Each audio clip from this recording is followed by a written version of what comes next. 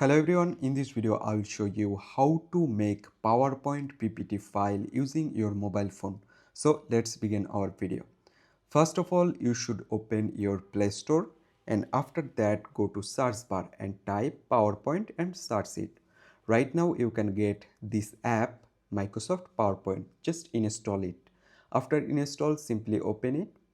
And right now you just need to sign in with your email ID, and after that you can get this kind of interface. Right now you should select on the top right hand corner plus icon, and right now you can see there have a lot of templates. It's blank templates, and right now there have another templates. You can select any other template, like I select this one, and right now you can edit it. Here you can see, if you just tap here you can type here.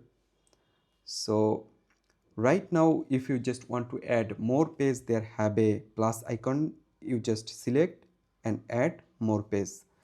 And right now at the first option you can see this is the layout. You can change a lot of layout here. You can select any layout from here, as well as you can add box. Just select it, and here you can see box already added. So in this way you can add photo, like there have a photo icon, you can select and add photo on your template.